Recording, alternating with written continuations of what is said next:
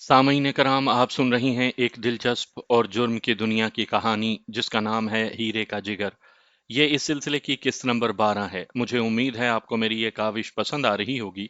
आपने अगर अभी तक मेरा चैनल कहानी घर सब्सक्राइब नहीं किया तो अभी मेरे चैनल को सब्सक्राइब करके बेल नोटिफिकेशन ऑन कर लीजिए ताकि आने वाली हर नई कहानी की इत्तला बर वक्त आप तक पहुंच सके।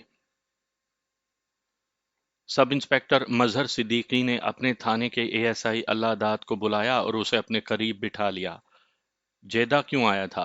अल्लाहदाद ने पूछा। बड़े गुस्से में गया है। उसका गुस्सा ठंडा करना है, सब इंस्पेक्टर ने कहा। मुन्ना और टीपू उसके मुतल्लिक कुछ गड़बड़ बता गए हैं। साला हमें धोखा दे रहा है। गुस्सा कैसे ठंडा करना है? एएसआई अल्लाहदाद ने पूछा। क्या उसका गुस्सा आप ठंडा कर सकते हैं? मैं जानता हूं अल्लाहदाद, तुम क्या कहना चाहते हो, सिद्दीकी ने कहा, लेकिन हम पुलिस ऑफिसर हैं। हमारी कुछ पोजीशन है, कोई हैसियत है। एक हिस्ट्री शीटर हमें थाने में आकर धमकियां देकर जाए और हम जी हजूरी करें। अल्लाहदाद हंस पड़ा और तंजिया लहजे में बोला, पुलिस ऑफिसर, पोजीशन, हैसियत, क्या बात कर रहे हैं आप सिद्दीकी साहब?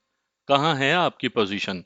हमारी हैसियत क्या रह गई है? हमने अपनी पोजीशन और हैसियत रहने कब दी है? हुकूमत उस शख्स की है जो आदि मुजरिम होते हुए दन दनाते थाने आया और आपको ललकारता निकल गया। क्या आप उसे गिरफ्तार करने की जुर्रत कर सकते हैं? इधर आप उसे हवालात में बंद करेंगे, उधर से टेलीफोन आ जाएगा कि उसे छोड़ दो। ये भी हो सकता है कि उसे थाने से लेकर जाने के लिए किसी वजीर की कार आ जाए। मैं सब कुछ जानता हूं अल्लाहदाद, मजहर सिद्दीकी ने परेशान सा होकर कहा, लेकिन मैं अपनी ये बेइज्जती बर्दाश्त नहीं कर सकता। मैं इस्तीफा दे दूंगा, गुंडों और वारदातियों की धौंस नहीं सह सकता। सिद्दीकी साहब, एएसआई ने इन सब इंस्पेक्टर की तरफ झुककर राजदारी से कहा, हम इन गुंडों और वारदातियों का दिया खाते हैं। मुझे उम्मीद है कि आप बुरा नहीं मानेंगे। आपके घर में चोरी का सामान और फर्नीचर मौजूद है, मेरे घर में भी मौजूद है। हम सियासी लीडरों के गुंडों और सरकारी गुंडों के सामने अदालत में खड़े होने के काबिल नहीं। आप क्यों परेशान हुए जा रहे हैं? हमारे लिए हुक्म है कि वजीर, वजीर आला और वजीर आजम और गवर्नर किसी जलसे या तकरीब में जाएं तो सारा शहर लुट जाता है तो लुट जाने दो। हाकिम की सिक्योरिटी का फौरन बंदोबस्त करो। आपसे किसी ने कभी पूछा है कि हमारी फाइलों में जेब तराशी से कत्ल तक के केसों की जो भरमार है, उनकी तफ्तीश क्यों नहीं हो रही? हम बहुत सी वारदातें दर्ज रजिस्टर करते ही नहीं। शहरियों को डरा धमकाकर भगा देते हैं, अखबारों में उनके मरासले छपते हैं और किसी एडिटर को जिस रोज कोई और मौजू नहीं मिलता वो हमारे खिलाफ एडिटोरियल लिख मारता है। आपसे कभी जवाब तलबी हुई है कि अखबारों के इल्जामात का जवाब दो? हमारे हाथों एडिटरों को गिरफ्तार करवाया गया है। आप जानते हैं कि एडिटर वही गिरफ्तार होता है जो बरसरे इक्तदार सियासी लीडर के करतूत बेनकाब करता है। मैं इस सियासी निज़ाम को बदल नहीं सकता, सब इंस्पेक्टर ने कहा। मैं मार्शल लॉ नाफिज नहीं कर सकता। मैं किसी सियासी लीडर के खिलाफ आवाज नहीं उठा रहा। मैं अपनी ज़ात की बात कर रहा हूं और मुझे तुम्हारी मदद की ज़रूरत है। इसमें तुम्हारा कुछ फ़ायदा भी है। हाँ, बताएं, अल्लाहदाद ने कहा। मैं आपकी मदद क्यों नहीं करूंगा? ये तो मैंने आपको याद दिलाया है कि सियासी लीडरों की हुकूमत में हमारी पोजीशन और हैसियत क्या है। आप जो कुछ करना चाहते हैं मुझे बताएं, आपका पूरा पूरा साथ दूंगा। जेदे के दो आदमी, मुन्ना और टीपू, उसके दुश्मन हो गए हैं, सिद्दीकी ने कहा। यूं समझो कि ये दो उसके बाजू थे जो कट गए हैं। जेदा इस शहर से खिसक रहा है। मैं कभी नहीं मान सकता कि वो शरीफाना जिंदगी बसर करने का इरादा कर चुका है। वो बेवकूफ नहीं, वो जानता है कि वो इस जाल में से जिंदा नहीं निकल सकता। उसके सीने में जो राज हैं वो उसकी मौत का बाइस बनेंगे।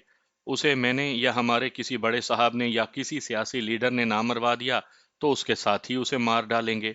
वो जिंदा रहा तो सबको ब्लैकमेल करेगा। तुम जानते हो वो कितना घाघ उस्ताद है। वो खजाना अपने साथ ले जा रहा है। मुझे अब पता चला है कि उसने एक बड़ी ही खूबसूरत लड़की अपने पास रखी हुई है। वो उस लड़की पर फरीफ्ता हो चुका है और वही उसे कराची से निकल चलने पर उकसा रही है। ये लड़की उसने उड़ाई थी। कल बोहरी बाजार की आग से उसने बड़ा माल समेटा है, इतना ज्यादा कि उसने अपने साथियों से भी छुपा लिया। मुन्ना और टीपू मुझे बहुत कुछ बता कर गए हैं। उसकी दूसरी वारदातों को भूल भी जाओ तो भी मैं उसे फांसी की कोठरी तक पहुंचा सकता हूं। وہ جس مکان میں رہتا ہے اس کے ایک کمرے میں ڈاکے کی ایک واردات کا سلطانی گواہ دفن ہے۔ اس کا نام ابن تھا۔ منا اور ٹیپو ثابت کریں گے کہ اس سلطانی گواہ کو جیدے نے قتل کیا تھا۔ مجھے یہ بتائیں کہ آپ جیدے کو گرفتار کرنا چاہتے ہیں یا مروانا چاہتے ہیں؟ اللہ داد نے کہا۔ ہم نے اسے گرفتار کر لیا تو وہ اگلے روز ہی رہا ہو جائے گا۔ دوسرا کام آسان ہے۔ میں اس کے مکان پر چھاپا مار کر اس کی داشتہ کو قبضے میں لینا چاہتا ہوں۔ سب انسپیکٹر نے کہا، اور تم جانتے ہو کہ وہاں جو مال ہے وہ اپنا ہی ہے۔ تم ساتھ ہوگے، اپنا حصہ وصول کر لینا۔ چھاپے کے دوران اسے پار کر دیں گے، ایک گولی اسے مار کر باقی گولیاں ہوا میں چلائیں گے اور پولیس مقابلہ ہو جائے گا۔ اس کاروائی سے آپ سے باز پرس ہوگی کہ جیدے کے گھر پر چھاپا مارنے کی اجازت کس نے دی تھی؟ اللہ داد نے کہا، اسے اس کے اپنے آدمیوں کے ہاتھوں کیوں نہ مروا دیا جائے؟ کیا منا اور ٹیپو اس کام کے لیے تیار ہیں؟ وہ تو اتنے بھڑکے ہوئے ہیں کہ سورج غروب ہونے سے پہلے اس کا کام تمام کرنے کو تیار ہیں، صدیقی نے کہا۔ پھر آپ سوچ کیا رہے ہیں؟ اللہ داد نے کہا، ان دونوں کو تیار کرو اور جلدی کرو ورنہ کہیں نکل نہ جائے۔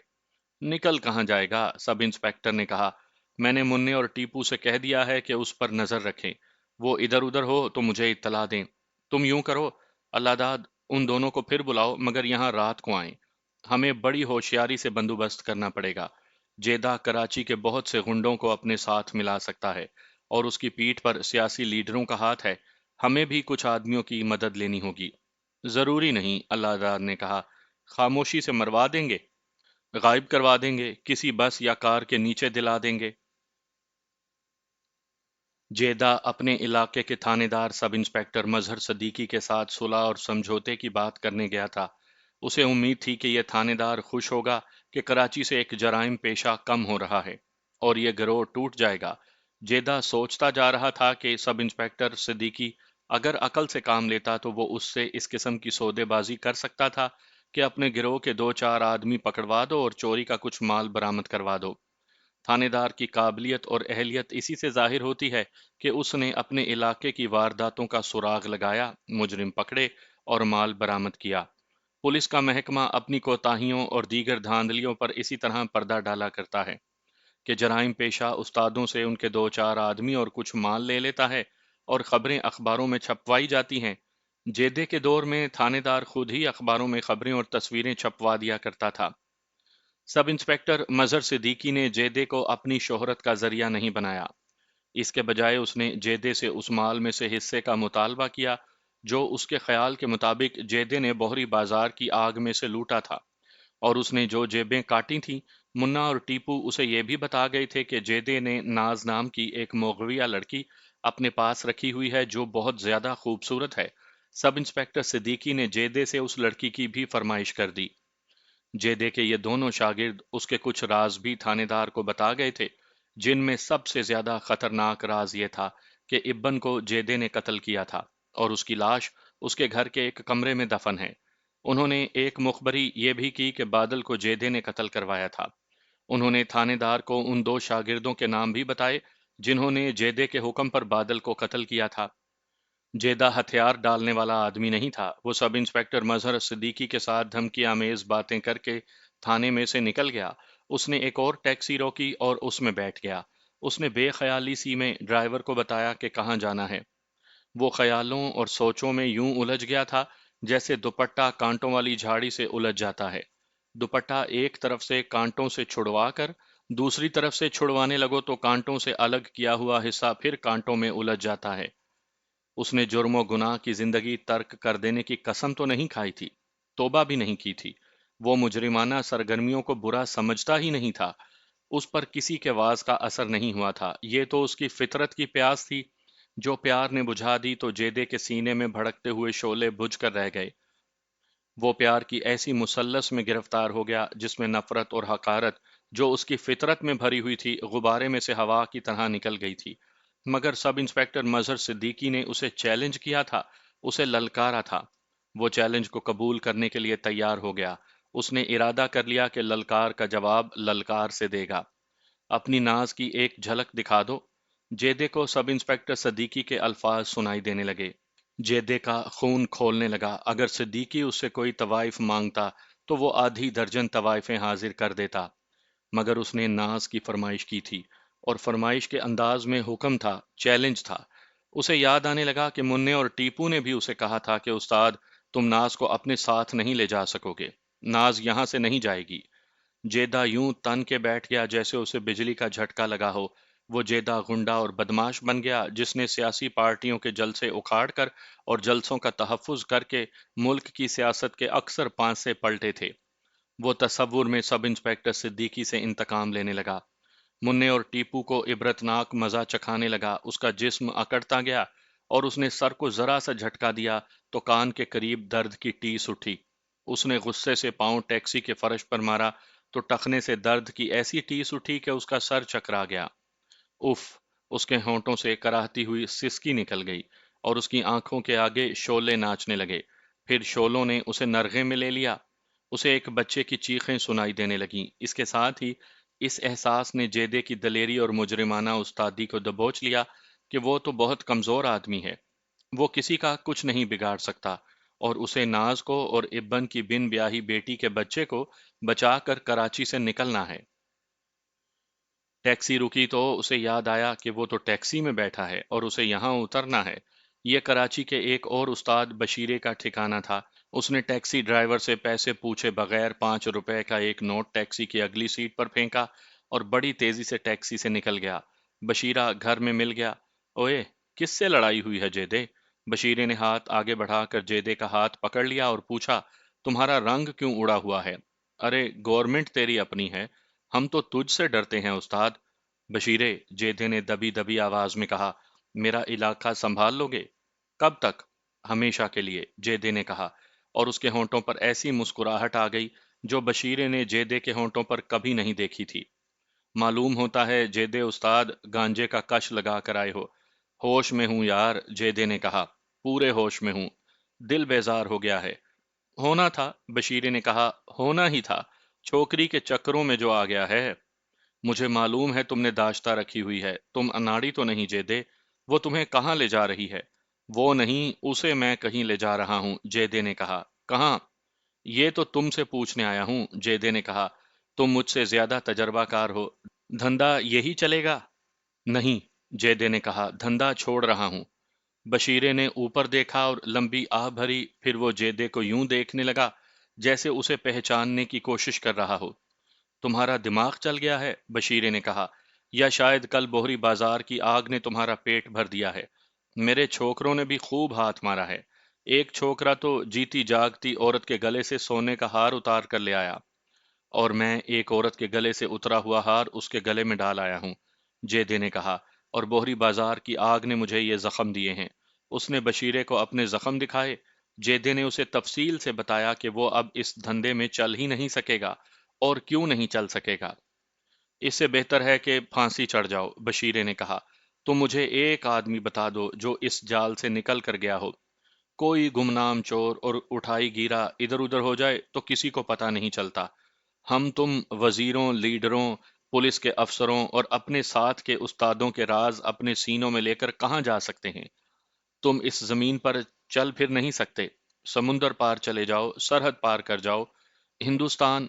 ہاں، بشیرے نے کہا، تمہیں صرف ہندوستان میں ہی پناہ مل سکتی ہے۔ وہاں چاہے یہی دھندا چلاؤ، چاہے شریفوں کی زندگی بسر کرو۔ بشیر استاد، جیدے نے کہا، میرا تمہارا کوئی مذہب نہیں، ہم جیسوں کا کوئی مذہب نہیں ہوتا، کوئی ملک نہیں ہوتا، مگر جب مجھے ہندو یاد آتے ہیں تو یہ بھی یاد آ جاتا ہے کہ میں مسلمان ہوں اور میں پاکستانی ہوں۔ یہ الگ قصہ ہے کہ ہم نے اپنے لیڈروں اور حاکموں کے ساتھ مل کر اپنے ملک کا بیڑا غرق کر دیا ہے، لیکن ہم یہ برداشت نہیں کر سکتے کہ ہندو ہمارے ملک کی طرف آنکھ اٹھا کر بھی دیکھے۔ میں سن 1947 میں ادھر سے ہجرت کر کے آیا تھا۔ میرا پیشہ یہی تھا، میں کوئی شریف آدمی نہیں تھا، لیکن اتنا سا احساس تو موجود تھا کہ جنہیں ہندو اور سکھ قتل کر رہے ہیں اور جن عورتوں کو وہ گھسیٹ گھسیٹ کر لے جا رہے ہیں وہ مسلمان ہیں۔ میں وہ قتل و غارت اور مسلمانوں کے جلتے ہوئے مکان اور ان میں جلتے ہوئے بچوں کو بھی نہیں بھول سکتا۔ مجھے کیا بتاتے ہو جیدے سیٹھ، بشیرے نے آ بھر کر کہا، میں اس وقت لاہور میں تھا، میرا بھی یہی پیشہ تھا، یہی دھندا تھا، یہ میرا خاندانی دھندا ہے۔ پناہ گزینوں کے جو قافلے میں نے دیکھے تھے وہ آج بھی آنکھوں کے سامنے ہیں۔ میرا باپ انڈیا کا مانا ہوا کفل شکن تھا، وہ بھی لاہور آ گیا تھا۔ اس نے مشرقی پنجاب کے مسلمانوں کے قتل عام کے قصے سنائے، مجھ جیسے پتھر کے بھی آنسو نکل آئے تھے۔ اور یہ جو میں نے تمہیں سنایا ہے کہ کل میں نے بوہری بازار کی آگ سے ایک بچے کو زندہ نکالا ہے، اس میں شاید میرا کوئی عمل دخل نہیں تھا، جیدے نے کہا۔ وہ میں نہیں تھا، وہ شاید جیدہ تھا ہی نہیں، جس نے ہندوؤں اور سکھوں کے ہاتھوں مسلمانوں کے جلتے ہوئے مکان اور ان میں زندہ جلتے ہوئے بچے دیکھے تھے۔ بوہری بازار کی آگ میں ایک ماں کی چیخوں نے میرا روپ بدل دیا، اور مجھے ایسے محسوس ہونے لگا جیسے اس ایک بچے کو زندہ جلانے کے لیے ہندوؤں نے اتنی بلڈنگوں کو آگ لگا دی ہے۔ میرے اندر سے جیسے کسی نے مجھے للکارا ہو، جیدے، تیرے ملک میں کوئی بچہ زندہ نہ جلے، کود جا اس آگ میں۔ اور میں آگ میں کود گیا۔ اوئے جیدے، بشیر نے اس کے کندھے پر ہاتھ رکھ کر کہا، تم اب ہماری منڈلی میں بیٹھنے کے قابل نہیں رہے۔ تم تو تعلیم یافتہ آدمیوں جیسی باتیں کر رہے ہو۔ اگر تمہارے اندر تعلیم زور مار رہی ہے تو ادھر ادھر ہو جاؤ، لیکن جاؤ گے کہاں؟ ناجا ملتانی یاد ہے تمہیں؟ 5-6 سال کی بات ہے، اس نے بھی توبہ کر لی اور الگ ہو بیٹھا تھا۔ 7-8 روز اخباروں میں 4 کانسٹیبلوں، ایک ہیڈ کانسٹیبل اور ایک ASI کی فوٹو چھپی تھی۔ ان کے سامنے ناجے ملتانی کی لاش پڑی تھی۔ ہاں، مجھے یاد ہے، جیدے نے کہا۔ ساتھ خبر تھی کہ بدنام ڈاکو ناجا ملتانی پولیس مقابلے میں مارا گیا۔ یہ تو میں جانتا ہوں کہ اسے کہاں بلا کر پیچھے سے ریوالور کی ایک گولی ماری گئی تھی، بشیرے نے کہا، اور لاش پر رائفلوں کی 5 گولیاں چلائی گئی تھیں۔ کھارا در کے جبارے کی لاش برنس روڈ پر پڑی ملی تھی۔ خبر چھپی تھی کہ رات ایک کار اسے کچلتی ہوئی گزر گئی ہے۔ کار کا سراغ نہیں لگایا جا سکا۔ اس نے ملک سے باہر جا کر حلال کی کمائی کا ارادہ کیا تھا۔ اس کے سینے میں نیپیر روڈ کی گانے والی انوری بھوپالی کے قتل کا راز تھا۔ اسے آج کا وزیر تمہارا آغا اپنی داشتہ بنانا چاہتا تھا، اور وہ مان نہیں رہی تھی۔ وہ تو انڈیا کے مہاراجوں کی چیز تھی یار، جیدے نے کہا۔ بہت خوبصورت تھی۔ اسے جبارے کے ہاتھوں قتل کروایا گیا تھا، بشیرے نے کہا۔ جبارے نے اسے قتل تو کر دیا، لیکن اس نے دوسرے دن انوری کی پوسٹ مارٹم کی ہوئی لاش دیکھی تو اس کا دماغ پھر گیا۔ اس نے سب سے کہا کہ وہ ملک سے باہر جا رہا ہے۔ آغا اور پولیس کے ایک افسر کے سوا کسی کو معلوم نہیں تھا کہ جبارے جیسا ظالم ڈکیت کیوں منہ پھیر گیا ہے۔ وہ نہ مانا تو اسے آدھی رات کے بعد اسی کے 2 ساتھی ایک شکار کا لالچ دے کر برنس روڈ پر لے آئے۔ ادھر سے ایک بس آئی جو جبارے کو کچل کر غائب ہو گئی۔ بشیر نے اسے 3-4 اور جرائم پیشہ آدمیوں کے قصے سنائے اور کہا، سرکاری غنڈہ گردی میں بہت پیسہ ہے جیدے بھائی، بڑی عیش ہے۔ وزیر بدلتے رہتے ہیں، ہمیں کوئی نہیں بدل سکتا۔ حکمرانوں کے مخالفوں کے خلاف جو جھوٹے مقدمے بنائے جاتے ہیں، ہم ان میں جھوٹی گواہیاں دینے کے لیے ہر وقت اور ہر کسی کے لیے تیار رہتے ہیں۔ وزیروں کے نیچے سے کرسیاں سرکتی رہتی ہیں، ہماری بادشاہی قائم رہتی ہے، مگر ہم ادھر ادھر نہیں ہو سکتے۔ حاکم ہم پر نظر رکھتے ہیں۔ جو راز ہمیں معلوم ہوتے ہیں وہ نئے حکمران کو معلوم نہیں ہوتے۔ اس کے باوجود مجھے یہاں سے جانا ہے، جیدے نے کہا۔ میرا باپ انڈیا سے آ گیا تھا، بشیرے نے کہا۔ تمہیں بتا چکا ہوں کہ تالے توڑنے میں وہ استادوں کا استاد تھا، لیکن اس کا اٹھنا بیٹھنا سیاسی لوگوں میں تھا۔ اس کے لباس اور اس کی باتوں سے کوئی شک بھی نہیں کر سکتا تھا کہ یہ آدمی کفل شکن ہے۔ اس نے پاکستان مانگنے والے مسلمانوں کے خلاف بہت کام کیا تھا۔ وہ 2 مسلمان جاگیرداروں کا آدمی تھا، وہ دونوں انگریزوں کے آدمی تھے۔ میرے باپ نے ان کی پشت پناہی سے اپنے علاقے کے مسلمان لیڈروں اور کام کرنے والوں میں سے کئی ایک کو قتل اور ڈاکے کی دھمکیاں دے دے کر پاکستان کے راستے سے ہٹا دیا تھا۔ اس نے 2 آدمیوں کو قتل کیا اور 2 کے گھروں میں نقب لگائی تھی۔ انہی علاقوں میں جب مسلمانوں کو ہندوؤں اور سکھوں نے قتل کرنا شروع کر دیا اور مسلمان عورتوں کی آبرو ریزی ہونے لگی، تو میرے باپ کا دل ایسا مڑا کہ اس نے اپنے پیشے پر اور اپنے آپ پر 100 لعنت بھیجی، اور وہ لاہور آ گیا۔ 1 سال بعد جب پاکستان بنانے والا قائد اعظم دنیا سے اٹھ گیا تو انگریزوں کے وہی جاگیردار جو پاکستان کا نام لینے والوں کو قتل اور ڈکیتی کی دھمکیاں دلاتے تھے اور جنہوں نے قتل کرائے بھی تھے، پاکستان کے سیاسی میدان میں آ گئے۔ وہ یہاں بھی جاگیردار تھے۔ میرے باپ کی بدقسمتی کہ میرا باپ ان کے سامنے چلا گیا اور ایسے طریقے سے قتل ہو گیا کہ پولیس قاتل کا سراغ نہ لگا سکی۔ تم میری مدد کر سکتے ہو، جیدے نے کہا۔ منا اور ٹیپو میرے 2 بازو تھے، دونوں ٹوٹ گئے ہیں، اور انہوں نے علاقے کے تھانے دار کو بھی میرا دشمن بنا دیا ہے۔ تم دراصل اکھڑ گئے ہو جیدے بھائی، بشیرے نے کہا، ورنہ مننے اور ٹیپو کی کیا حیثیت ہے؟ اور علاقے کے تھانے دار کی کیا مجال کہ سر بھی اٹھا سکے؟ حکومت تمہارے ہاتھ میں ہے، سوچ لو، پھر سوچو۔ ایک عورت کے پیچھے اپنی حیثیت تباہ نہ کرو، اپنی جان خطرے میں نہ ڈالو۔ اگر طبیعت پھر بھی نہ جمے تو مجھے بتانا، گاڑی دوں گا، اپنے آدمی دوں گا، جہاں کہو گے وہاں چھوڑ آئیں گے۔ جیدہ پیدل چلا جا رہا تھا، سورج غروب ہو رہا تھا، فٹ پاتھوں پر لوگوں کے ہجوم میں اور ہجوم کی رفتار میں اضافہ ہو گیا تھا۔ سڑکوں پر ٹریفک بہت بڑھ گئی تھی، یوں معلوم ہوتا تھا جیسے سورج غروب ہوتے ہی شہر جاگ اٹھا ہو اور لوگ جیسے گھروں سے نکل آئے ہوں۔ فٹ پاتھوں پر چلنے کا راستہ نہیں مل رہا تھا، سیلاب کی طرح ہجوم فٹ پاتھوں سے سڑکوں پر بہہ نکلا تھا۔ بسیں مسافروں سے اٹی ہوئی تھیں، دن بھر کی مشقت کے مارے ہوئے لوگ گھروں کو جا رہے تھے، اور جو دن بھر گھروں میں بیٹھے رہے تھے وہ کراچی کی رونق دیکھنے کے لیے سڑکوں پر نکل آئے تھے۔ یہ انسانوں کا سیلابی دریا تھا جس میں جیدہ بہتا چلا جا رہا تھا۔ وہ اپنے زور پر اور اپنے قدموں سے چلنے والا انسان تھا، مگر آج شام وہ دائیں بائیں، آگے اور پیچھے سے دھکے کھا رہا تھا۔ اس کے کندھوں سے لوگ ٹکراتے جا رہے تھے۔ کراچی کے ہجوم میں کسی کو اتنی فرصت نہیں ہوتی کہ کسی کو دھکا یا کندھا لگ جائے تو معذرت کر لے۔ وہاں دھکے دینے اور دھکے کھانے کا رواج ہے۔ کسی کی تھوکی ہوئی یا ان کی پیک کسی کے کپڑوں پر پڑ جائے تو بھی معذرت اور معافی کی ضرورت نہیں سمجھی جاتی، البتہ گالی گلوچ کر لی جاتی ہے۔ جیدہ ایسے ہجوم دیکھ کر بہت خوش ہوا کرتا تھا۔ اسے شکار اسی ہجوم میں ملا کرتا تھا یا اسے مسافروں سے اٹی ہوئی بسوں میں شکار ملا کرتا تھا۔ بسوں میں رش کے دو وقت ہی ہوتے تھے، ایک صبح کو جب لوگ روزمرہ کام کاج کے لیے گھروں سے نکلتے تھے، اور دوسرا وقت شام کا تھا جب لوگ گھروں کو واپس جانے کے لیے بسوں پر ہلہ بول دیا کرتے تھے۔ مگر آج شام جیدہ سر جھکائے چلا جا رہا تھا۔ وہ لاشعوری طور پر رک گیا، ذرا سا گھوما اور دو سیڑھیاں چڑھ کر ایک دروازے میں داخل ہو گیا۔ تب اسے خیال آیا کہ وہ اپنے پسندیدہ ہوٹل میں آ گیا ہے۔ دو بیرے دوڑے آئے، وہ جانتے تھے کہ یہ جیدہ استاد ہے، 5 روپے کے بل پر 10 روپے بھی دے جاتا ہے۔ جیدے نے انہیں دیکھا تو اسے بھوک کا احساس ہوا۔ صبح سے اس نے کچھ نہیں کھایا تھا۔ اس نے بیروں سے کہا کہ کھانا لے آؤ، جو جی میں آئے لے آؤ۔ کھانا آنے تک وہ خیالوں اور یادوں کی وادیوں اور سنگلاخ گزرگاہوں میں بھٹک گیا۔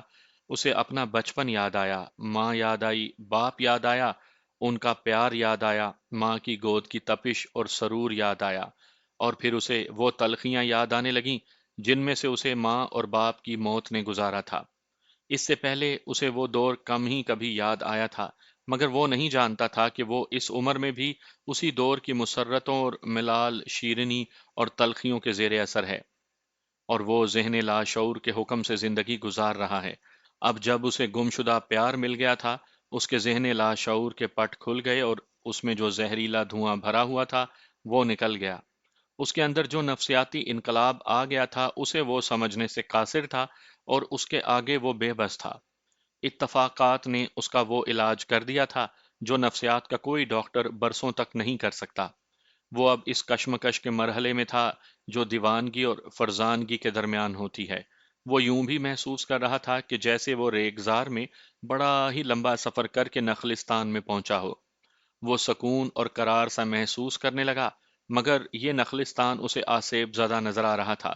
اس پر آسیبی سائے پڑ رہے تھے۔ کہیں لڑائی ہو گئی تھی استاد؟ بیرے کی آواز نے اسے چونکا دیا۔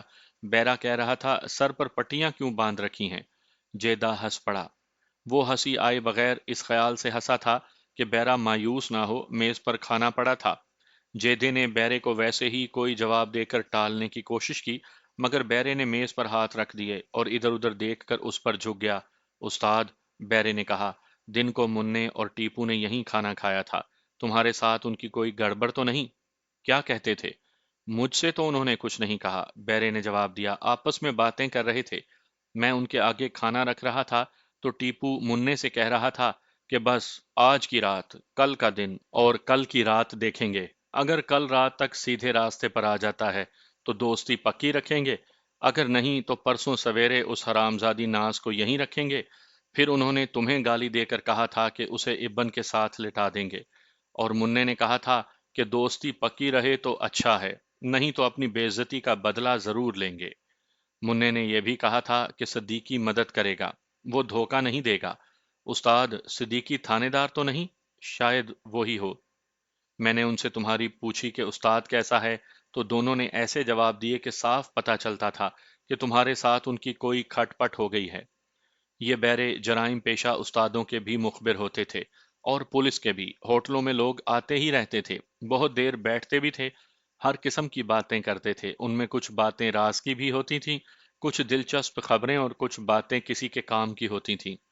بہرے بظاہر انجان بنے رہتے، جیسے انہیں کسی کے باتوں کے ساتھ کوئی دلچسپی نہ ہو، مگر کام کی باتیں اس آدمی تک پہنچ جاتی تھیں جس کے کام کی ہوتی تھیں۔ یہ بہرا جو جیدے کو منے اور ٹیپو کی باتیں سنا رہا تھا، اس کا مخبر تھا۔ جب کبھی اسے جیدے کے کام کی کوئی بات معلوم ہوتی، وہ اس تک پہنچا دیا کرتا تھا۔ جیدے نے کھانا کھا کر اسے بل کے علاوہ کچھ پیسے دیے اور ہوٹل سے نکل گیا۔ آج کی رات، کل کا دن، کل کی رات، جیدہ سوچتا جا رہا تھا۔ کل رات اسے ناز اور بچے کو کہیں غائب کرنا ہے۔ کہاں؟ کہاں؟ بوڑھے موسیقار کے گھر؟ نہیں، مننے اور ٹیپو کو وہ ٹھکانہ معلوم ہے۔ مننے اور ٹیپو کے ساتھ اب دوستی نہیں ہو سکتی، دشمنی پکی ہو چکی ہے۔ اس نے سوچا کہ اپنے گروہ کے دوسرے آدمیوں کو مدد کے لیے اکٹھا کرے، لیکن مننے اور ٹیپو کے ساتھ لڑائی کا خطرہ تھا۔ وہ لڑائی سے ڈرنے والا نہیں تھا، مگر اب ڈر یہ تھا کہ وہ پکڑا جائے گا، پکڑا نہ گیا تو مارا جائے گا، زخمی ہو جائے گا، اور ناز کو منا اور ٹیپو لے جائیں گے۔ اسے اس وزیر کا خیال آیا جسے کامیاب کرنے کے لیے اس نے اس کے مخالف لیڈروں کے جلسے اکھاڑے تھے، مگر وہاں بھی یہی خطرہ تھا کہ وزیر اپنی سیاہ کاریوں پر پردہ ڈالے رکھنے کے لیے اسے پولیس مقابلے میں مروا دے گا۔ وہ آہستہ آہستہ چلتا جا رہا تھا، ہجوم سے بچنے کی وہ ذرا سی بھی کوشش نہیں کر رہا تھا۔ اسے جیسے گھر جانے کی بھی کوئی جلدی نہیں تھی۔ کبھی وہ اپنے آپ میں شکست خوردگی محسوس کرنے لگتا، کبھی وہ سینہ پھلا لیتا کہ وہ جرم و گناہ کی زندگی کو لات مار چکا ہے۔ وہ انسانوں کے ہجوم میں اور حالات کی آندھی میں تنکے کی طرح اڑا جا رہا تھا۔ سوچ سوچ کر اس کا دماغ تھک گیا۔ اسے یہ بھی احساس نہیں تھا کہ وہ کدھر جا رہا ہے۔ اچانک ایک اور ہی قسم کے شور نے اسے خیالوں اور سوچوں سے بیدار کر دیا۔ اس نے چونک کر دیکھا، آگے ہجوم ایک جگہ رکا کھڑا تھا۔ روشنیاں بے شمار تھیں، بہت سے لوگ پیٹرومیکس لیمپ اٹھائے ادھر ادھر گھوم پھر رہے تھے۔ یہ بحری بازار کی جلی ہوئی عمارتیں تھیں۔ وہ اس شاپنگ سینٹر کو پہچان نہ سکا، کل ہی یہاں آگ لگی تھی۔ کہیں کہیں سے ابھی تک دھواں اٹھ رہا تھا۔ سیاہ کالی دیواریں کھڑی تھیں، جلے ہوئے ان کھنڈروں میں لوگ پیٹرومیکس اٹھائے کچھ ڈھونڈ رہے تھے۔ بعض عمارتیں گری نہیں تھی، ایک تو ان لوگوں کا ہجوم تھا جو یہاں رہتے تھے، اور ان سے کئی گنا زیادہ ہجوم تماشائیوں کا تھا۔ ملبے سے جلی ہوئی لاشیں نکل رہی ہیں۔ جیدے کے کانوں میں کسی کی آواز پڑی، یہاں کے رہنے والے اپنا سامان نکال رہے ہیں۔ ایک اور آواز، سب جل گیا ہے، کسی اور نے کہا۔ اب یہاں کیا ملے گا؟ جیدے کے ارد گرد شعلے ناچنے لگے۔ وہ ان کی ہیبت ناک آواز سننے اور ان کی تپش محسوس کرنے لگا۔ اس کے رونگٹے کھڑے ہو گئے، وہ رک کر جلی ہوئی عمارتوں کو دیکھنے لگا، پھر آہستہ آہستہ ہجوم کے قریب ہو گیا۔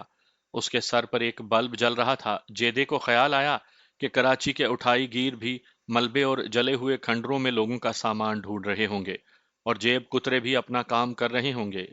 ایک عورت جلی ہوئی عمارتوں کی طرف دیکھتی جیدے کی طرف بڑھتی آ رہی تھی۔ وہ اسی کھمبے کے پاس آ کر رکی جس کے ساتھ جیدہ لگا کھڑا تھا۔ جیدے نے بھی توجہ نہیں دی کہ اس کے پاس ایک عورت کھڑی ہے۔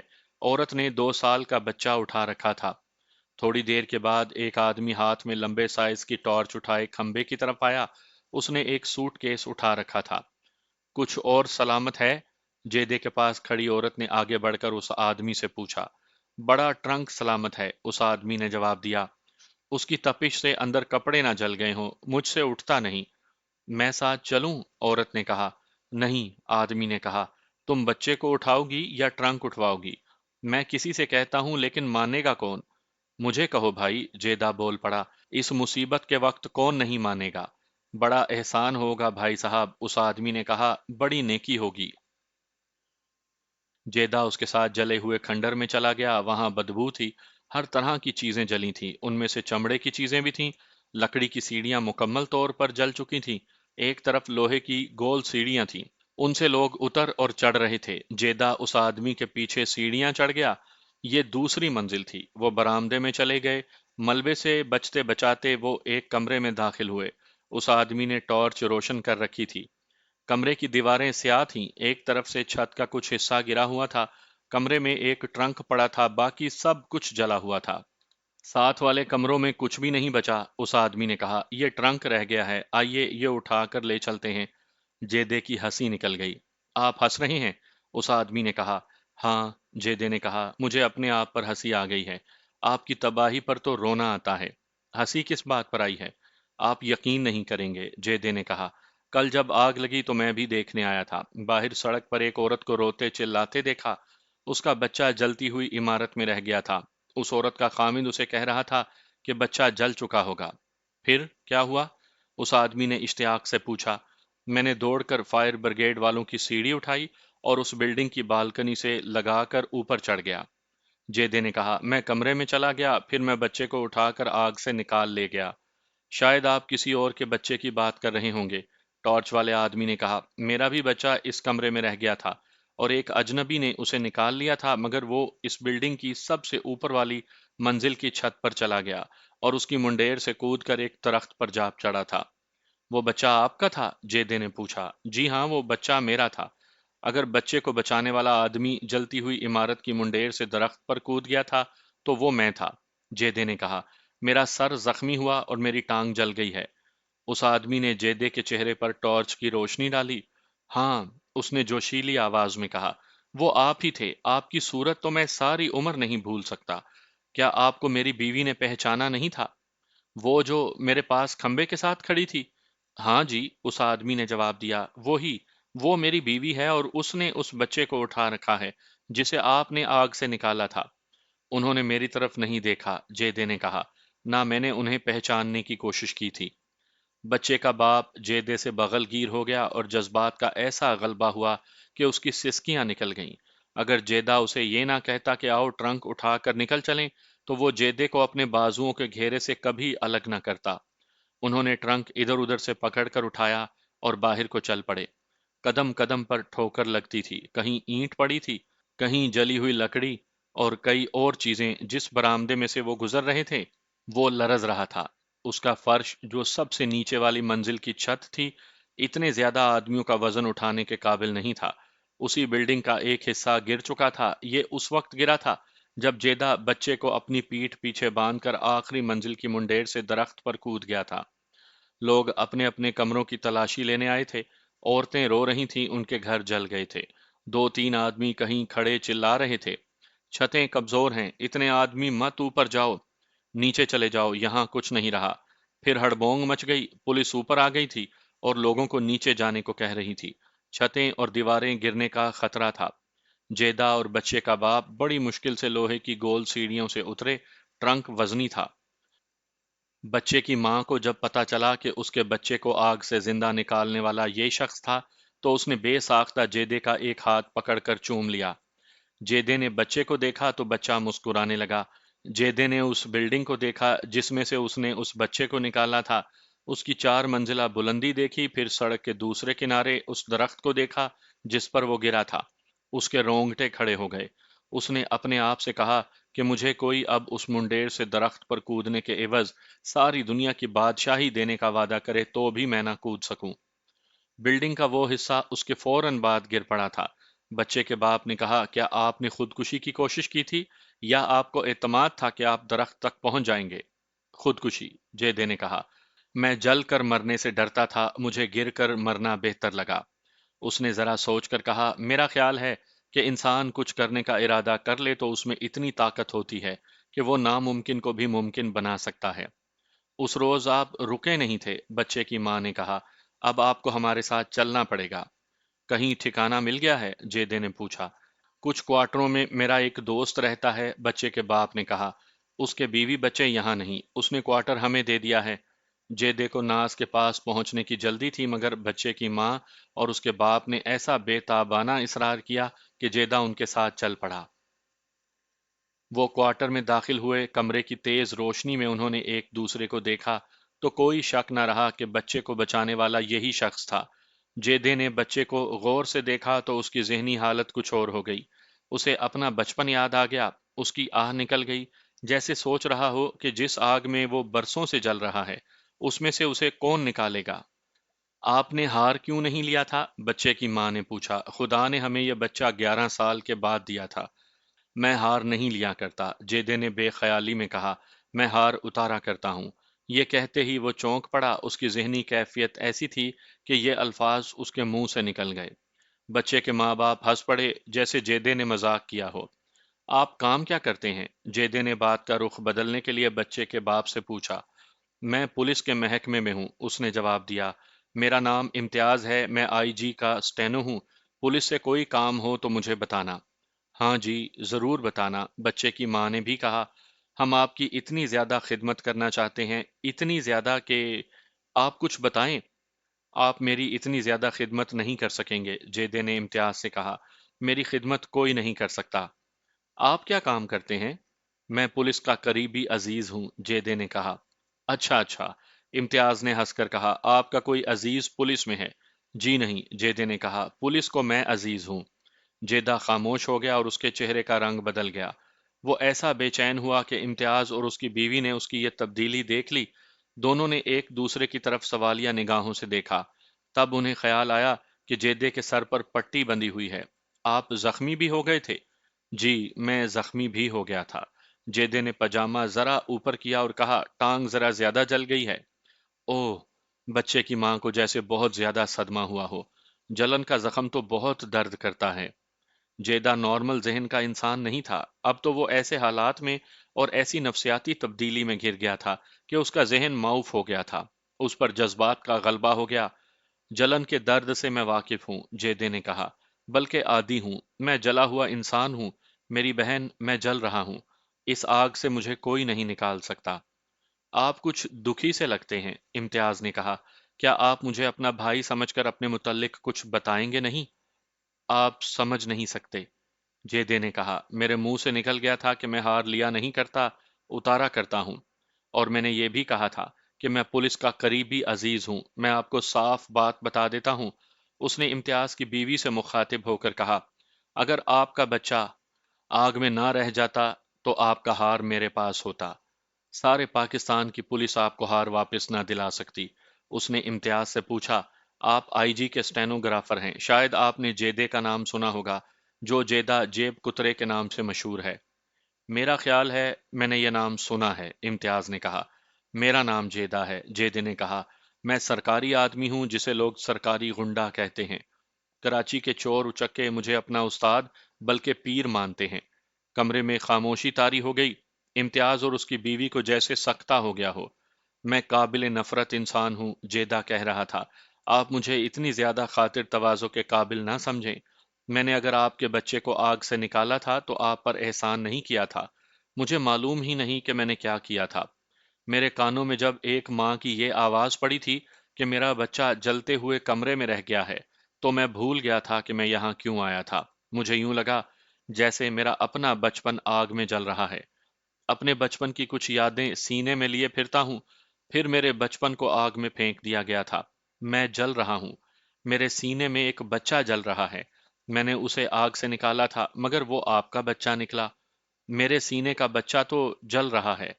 جیدے کے آنسو بہنے لگے۔ میں مان نہیں سکتا کہ آپ وہ جیدے ہیں جس کا نام آئی جی آفس میں بھی سنا جاتا ہے، امتیاز نے کہا۔ میں نے اس جیدے کی جو کہانیاں سنی ہیں وہ آپ کی نہیں ہو سکتی۔ ان کہانیوں والا جیدہ رونے والا نہیں، رلانے والا ہے۔ میں لٹا ہوا لٹیرا ہوں، جیدے نے کہا۔ میں مر کر قاتل بنا ہوں۔ میں تالے توڑتا ہوں کیونکہ میرا دل توڑا گیا تھا۔ آپ ٹھیک کہتے ہیں، میں ان کہانیوں والا جیدہ نہیں رہا جو آپ نے سنی ہیں۔ اب آپ جیدے کی آخری کہانی سنیں گے، پھر جیدے کا نام پولیس کی خفیہ فائلوں میں رہ جائے گا، یا ان سیاسی لیڈروں کے دلوں میں میرا نام کچھ دیر زندہ رہے گا جن کے مخالفین کو میرے گروہ نے دبا رکھا ہے۔ میری جگہ انہیں جو گنڈا ملے گا اسے وہ کہا کریں گے کہ تم سے پہلے جیدہ ہوا کرتا تھا، بڑے سے بڑے جلسے کو اکھاڑ پھینکتا تھا۔ امتیاز اور اس کی بیوی خاموشی سے اسے دیکھ رہے تھے۔ ان کی زبانیں جیسے گونگ ہو گئی تھیں۔ آپ اتنے حیران کیوں ہوئے جا رہے ہیں؟ جیدے نے کہا۔ تمام پیشہ ور ڈاکو، قاتل، راہزن، چور، جیب کترے، کفل شکن، اٹھائی گیر، بردہ فروش اور عصمت فروش میری طرح انسان ہی ہوتے ہیں۔ انہوں نے درندوں کی کھالیں اوڑھ رکھی ہیں۔ پھر بھی میں آپ کو قابل نفرت نہیں سمجھتا، امتیاز نے کہا۔ آپ نے میرا گھر لوٹا نہیں، میرے گھر کی خوشیاں آگ سے بچا کر مجھے دی ہیں۔ امتیاز کے بولنے سے اس کی بیوی بھی بول پڑی، کہنے لگی، ہمارے لیے تو آپ فرشتہ ہیں، ہم آپ کو چوروں کا استاد نہیں کہیں گے۔ میں آپ سے ایک بات پوچھوں گا، امتیاز نے کہا، آپ کے آنسو کیوں نکل آئے ہیں؟ آپ کو اپنا ہمدرد سمجھ کر جیدے نے ہاتھوں سے آنسو پونچھتے ہوئے کہا، آپ نے کہا تھا کہ پولیس سے کام ہو تو بتاؤں۔ میں یہ بھی جانتا ہوں کہ آپ مجھے انعام دینا چاہتے ہیں، میں اب آپ سے اپنا انعام مانگوں گا۔ دونوں سن ہو کر رہ گئے، وہ ڈر گئے کہ کراچی کا یہ خطرناک گنڈا جسے پولیس نے بھی کھلی چھٹی دے رکھی ہے، نہ جانے کیا مانگ بیٹھے۔ انہوں نے یہ کہنے کی بھی جرت نہ کی کہ ہاں ہم انعام دیں گے، کہو کیا مانگتے ہو۔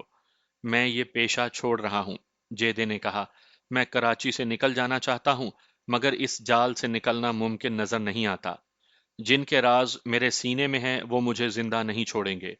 کیا آپ شریفانہ زندگی بسر کرنا چاہتے ہیں؟ امتیاز کی بیوی نے پوچھا۔ میں نہیں جانتا شریفانہ زندگی کیا ہوتی ہے، جیدے نے کہا، میں صرف یہ جانتا ہوں کہ میں اب مجرموں کی دنیا میں نہیں رہ سکتا۔ مجھے آپ ناولوں، افسانوں اور فلموں والا ڈاکو نہ سمجھیں جو ڈاکہ زنی سے توبہ کر کے داڑھی رکھ لیتا ہے اور تسبیح ہاتھ میں لے کر مسجد کی طرف جاتا نظر آتا ہے۔ اس نے جھنجھلا کر کہا، میں نہیں بتا سکتا کہ مجھے کیا ہو گیا ہے۔ اگر آپ کا تعلق پولیس کے ساتھ نہ ہوتا تو میں آپ کے ساتھ ایسی باتیں نہ کرتا۔ آپ اپنی مشکلیں بتائیں، امتیاز نے کہا، میں آئی جی سے کہہ کر آپ کا کام کروا دوں گا۔ مجھے اپنی بیوی اور بچے کو ساتھ لے کر کراچی سے نکلنا ہے، جیدے نے کہا۔ اگر آپ جانتے ہیں کہ مجھ جیسے جرائم پیشہ آدمیوں کا پولیس اور ملک کی سیاست سے کیا تعلق ہے تو آپ میری مشکل سمجھ جائیں گے۔ مجھے میرے ہی بالکوں کے ہاتھوں مروا دیا جائے گا، مجھے پولیس کے ہاتھوں مروا کر مشہور کیا جائے گا کہ میں پولیس مقابلے میں مارا گیا ہوں۔ کیا آپ کے خلاف کسی عدالت میں کوئی کیس چل رہا ہے؟ نہیں، جیدے نے جواب دیا، کسی بھی عدالت میں میرا ایک بھی کیس نہیں، اس لحاظ سے میری تختی صاف ہے، لیکن بڑے بڑوں کے اعمال کی تختیاں میرے سینے میں محفوظ ہیں۔ مجھ سے کوئی سی گارنٹی لے لیں، میں کسی کے خلاف کوئی بات نہیں کروں گا۔ جیدے نے امتیاز کو تفصیل سے بتایا کہ وہ کیوں یہ پیشہ چھوڑ رہا ہے۔ ناز کا جب ذکر آیا تو وہ ذرا جھجک گیا اور بولا، میری بیوی ہے اور آپ کی طرح ہمارا بھی ایک بچہ ہے، میں نہیں چاہتا کہ میرا بچہ بھی عادی مجرم بنے۔ اس کی عمر آپ کے بچے جتنی ہے، وہ اب اچھا اور برا سمجھنے لگا ہے۔ اس سے پہلے کہ اسے پتا چلے کہ اس کا باپ جیب کترا اور گنڈوں کا استاد ہے، میں اس کے لیے ایک پاکیزہ اور گھریلو ماحول پیدا کرنا چاہتا ہوں۔ میں اسے ایسی جگہ لے جانا چاہتا ہوں جہاں کوئی مجھے پہچان نہ سکے۔ جیدہ جھوٹ بول رہا تھا، اس نے بچے کے متعلق یہ کچھ نہیں سوچا تھا جو اس نے بتایا تھا۔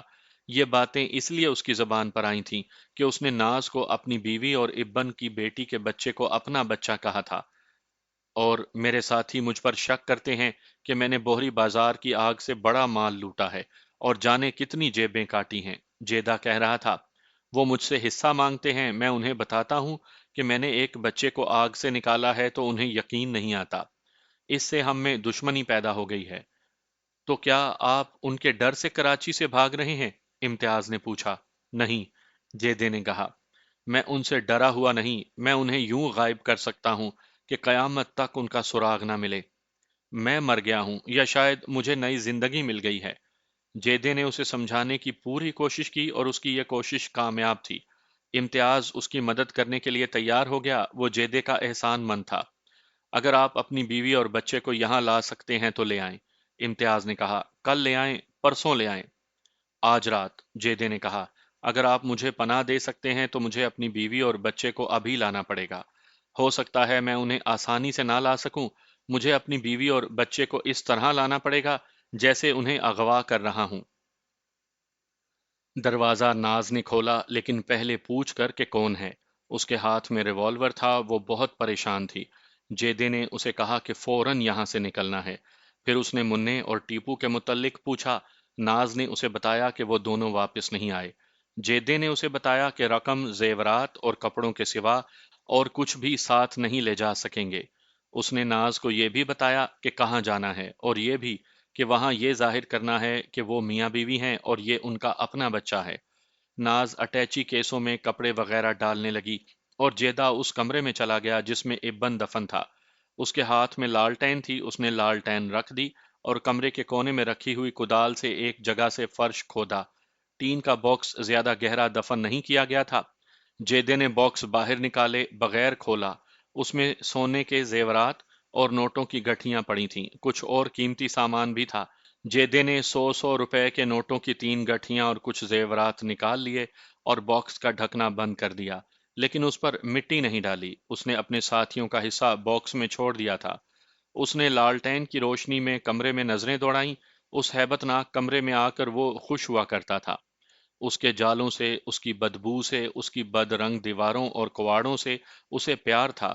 اس نے کبھی محسوس نہیں کیا تھا کہ اس کمرے میں ایک لاش دفن ہے۔ اس نے ابن کو یہاں بھوکا پیاسا رکھ کر مارا تھا۔ اسے کبھی افسوس نہیں ہوا تھا، مگر آج رات اسے یوں لگا جیسے اس کمرے میں کوئی عورت سسک رہی ہو۔ اسے ابن کی بیمار بیوی اور اس کی جوان بیٹی یاد آئیں۔